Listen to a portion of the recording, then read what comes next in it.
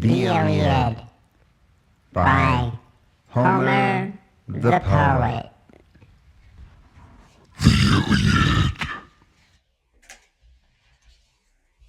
Book 1. Agamemnon is compelled to restore the captive girl Xerxes to her father, but in retaliation takes from Achilles the lovely Briseis. Achilles, enraged, vows he will fight no more for Agamemnon, and through his mother, the sea nymph Thetis, secures the aid of Zeus for the Trojans. This provokes the wrath of the goddess Hera. Sing, O goddess, the anger of Achilles, son of Peleus, that brought countless ills upon the Achaeans. Many a brave soul did it send hurrying down to Hades, and many a hero did it yield, a prey to dogs and vultures. For so are the counsels of Zeus fulfilled from the day on which the son of Atreus, king of men, and great Achilles, first fell out with one another. And which of the gods was it that set them on to quarrel? It was the son of Zeus, and Leto, for he was angry with the king, and sent a pestilence upon the host to plague the people, because the son of Atreus had dishonored Xerxes, his priest.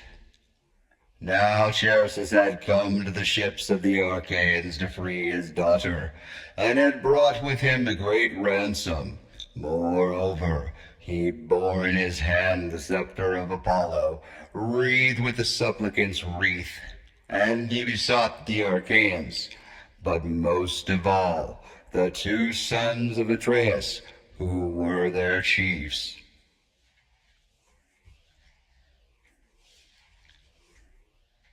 Sons of Atreus, he cried, and all other Achaeans, may the gods who dwell in Olympus grant you to sack the city of Priam, and to reach your homes in safety, but free my daughter and accept a ransom for her, in reverence to Apollo, son of Zeus.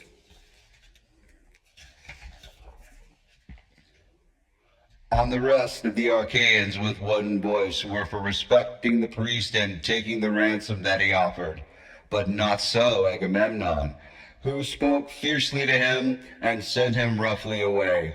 Old man, said he, let me not find you tarrying about our ships, nor yet coming hereafter.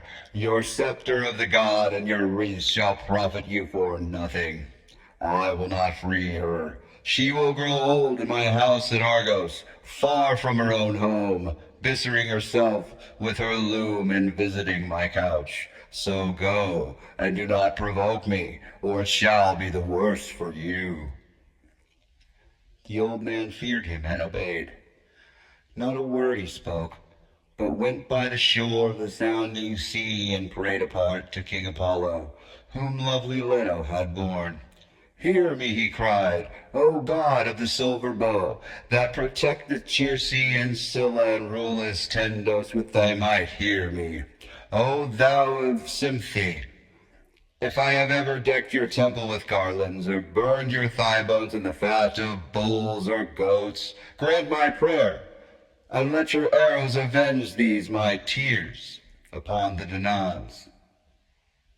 Thus he did pray, and Apollo heard his prayer. He came down furious from the summits of Olympus, with his bow and his quiver upon his shoulder, and the arrows rattled on his back, with the rage that trembled within him. He sat himself down away from the ships, with a face as dark as night, and his silver bow rang death as he shot arrows in the midst of them. First he smote their mules and their hounds, but presently he aimed his shafts at the people themselves, and all day long the pyres of the dead were burning. For 9 whole days he shot his arrows among the people, but upon the 10th day Achilles called them in assembly, moved them too by Hera, who saw the Achaeans in their death throes and had compassion upon them. Then, when they got together, he rose and spoke among them. Son of Atreus, said he, I deemed that we should now turn roving home, if we would escape destruction, for we are being cut down by war and pestilence at once. Let us ask some priest or prophet, or some reader of dreams, for dreams too are of Zeus. Who can tell us why Phoebus Apollo is so angry, and say whether it is for some vow that we have broken, or hecatomb that we have not offered, and whether we will accept the savor of lambs and goats, without blemish, so as to take away this plague from us?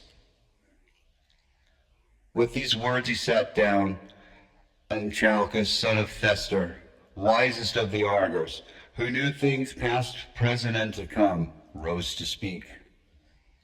He it was who had guided the Achaeans with their fleet to Iliad. Through the prophecies with the Phoebus Apollo had inspired him.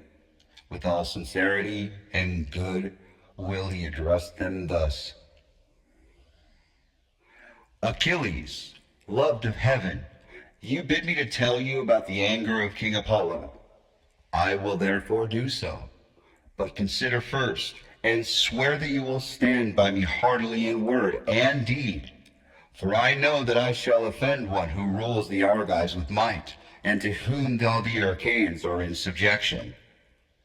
A plain man cannot stand against the anger of a king, who, if he swallow his displeasure now, will yet nurse revenge upon till he has wreaked it.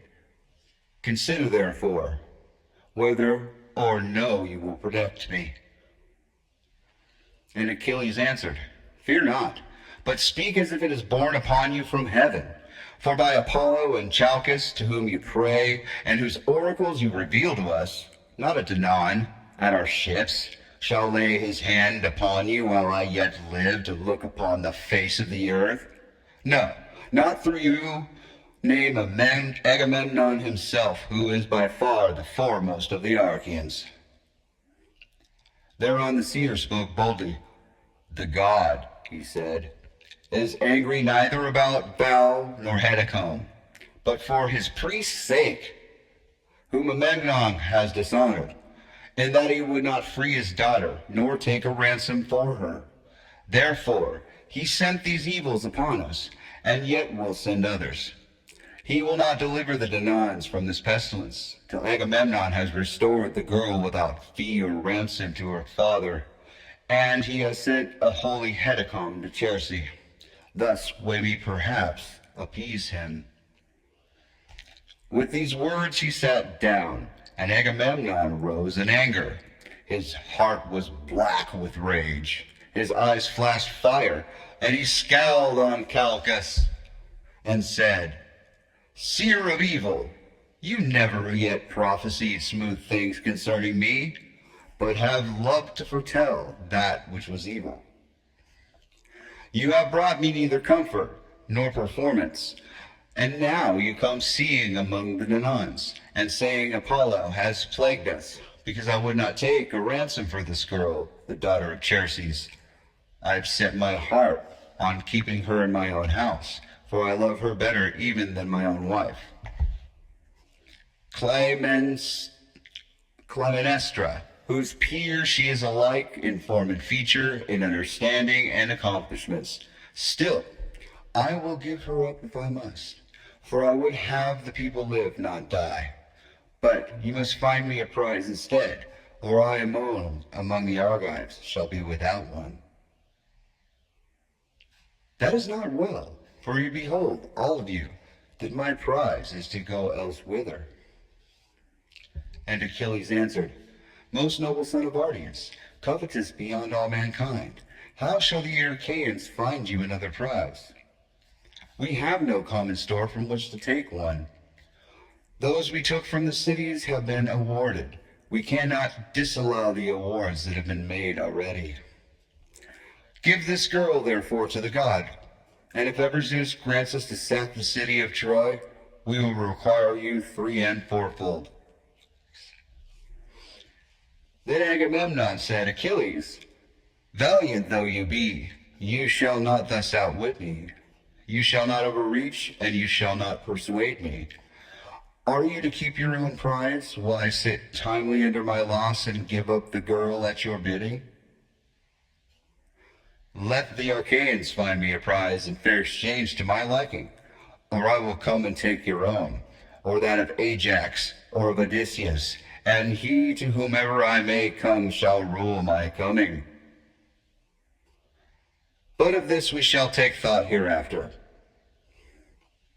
For the present, let us draw a ship into the sea, and find a crew for her expressly. Let us put a Hecatomb on board, and let us send Xerxes also. Further, let some chief man among us be in command, either Ajax, or Idomeneus, or yourself, son of Peleus, mighty warrior that you are, that we may offer sacrifice and appease the anger of the god.